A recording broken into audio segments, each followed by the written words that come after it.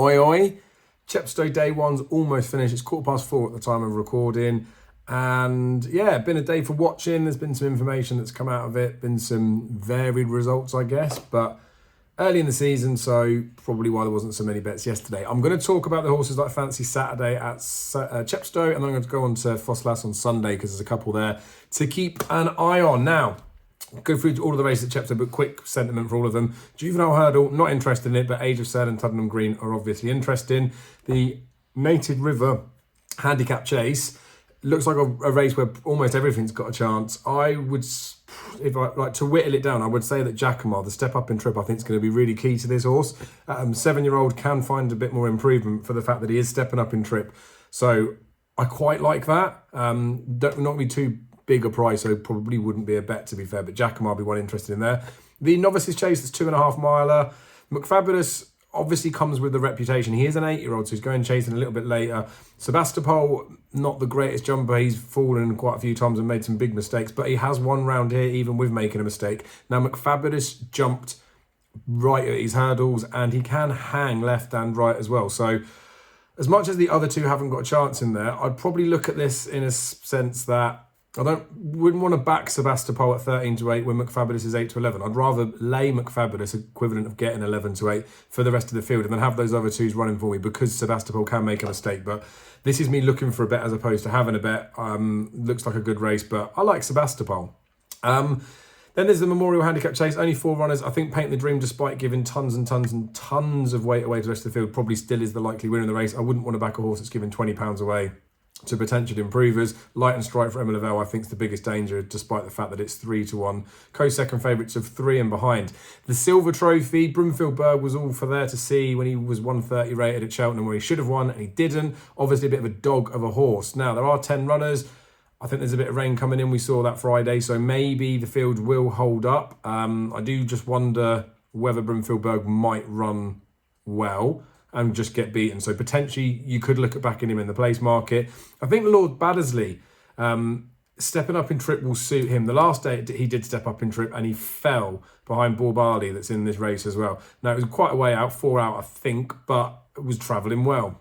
That's also run over fences in a novice handicap chase at Ascot where he pulled up behind Nassalam but just wasn't very good that day at all. I think Lord Baddesley has some good form in there. He was 4th in a Betfair Hurdle. He was a big price, 66-1 that day. I think this step up in trip's going to suit him. That 4th in the Betfair Hurdle was off today's mark of 123. I think he can run well. So Lord Baddesley, maybe as a little each way bet, because I think he probably could win it. Broomfield Berg, maybe a little each way bet, or maybe in the place market. But again, I'm looking for a bet as opposed to actually having one. The 4-year-old handicap hurdle, quite a tidy race, I think. It's always tricky with these youngsters to see how they get on with the next season. Too Friendly for me probably should be favourite in the race.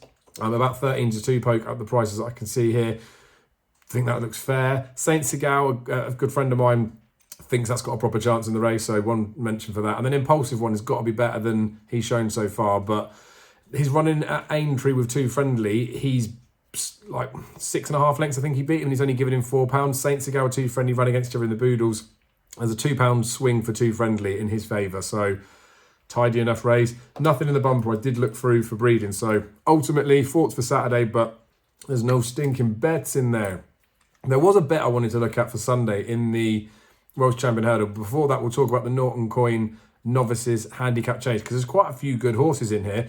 Boot Hill was one that I wanted to back in a novice handicap chase at the start of last season, was ended up at Newbury, didn't run. The ground did soften up, but Harry Fry didn't run him. That annoyed me a bit. Then he went to Ascot in a handicap hurdle where he was fancied, but was beaten by a better horse. He still ran well. Now, this horse has issues with his knees, so that's probably why he doesn't run as much as maybe some other horses could. But I think Boot Hill will make into a nice novice chaser, and I would be surprised if he's not better than 132. So he's definitely on the radar.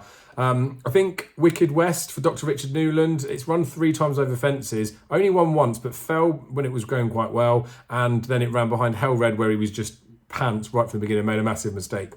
I think this horse could be better than 127, but Sam Twiston-Davis rides for his dad, Nigel Twiston-Davis, on Super 6, who's having a chase debut. So you'll see lots of these novice handicap chases this season, every season, where horses will learn a mark over hurdles and then they'll go over fences. So I'd suggest that Super 6 is going in with a proper chance. So probably that could be one that I'd want to go for a bet. Again, just looking for one, but I would be very scared of Boot Hill. So Maybe I'd look at betting Super 6 with a saver on Boot Hill. I don't know if I'll actually have a bet in the race because I think Super 6 will be favourite. On to the Welsh Champion Hurdle. Glory and Fortune's ruined this for a lot of horses in here. There's only him and Milkwood that aren't out of the handicap. So a couple of the ones down the bottom are going to find it quite tricky. Gin Coco is £2 out the handicap, but Harry Fry's put Ben Bromley on. He's going to claim 7. Now, I know there's an argument for claiming and the fact of the quality of the jockeys sort of cancelling each other out, but Gin Coco's a horse that I like. I thought he was a chance in this race before final declarations came in. It is only a field of 7, so each way places are slim. Gin Coco's been installed as a 9-4 favourite, so value's gone. I would have been looking for maybe 4 or 5 being greedy, maybe 6-1 about this horse. That's not there, so I wouldn't have a bet in the race, but he is my most likely winner of the race. So that wraps up this weekend. Apologies that there aren't any bets out there. I've mentioned some horses to follow from today at Chepstow, and then obviously there's some to keep an eye on over the weekend. I'm not just going to force them out for the sake of it. I am going to keep publishing these videos though. If you're interested in them, then obviously give it a like and a comment below. Make sure you're subscribed to the channel with the notification bell, because as soon as I start having bets, I'm going to post a quick video up, not for the sake of getting loads of views, but I'm going to put it up there for the transparency. So I'll always show you the bets that I'm staking throughout the season. Sometimes it just takes a little while to warm up. So as much as I'm excited about the fact that the season has started, doesn't mean I'm just going to start chucking in bets. Hopefully you guys are showing a bit of discipline as well. But they're my thoughts on the races for Saturday and Sunday. So be lucky and have a good one.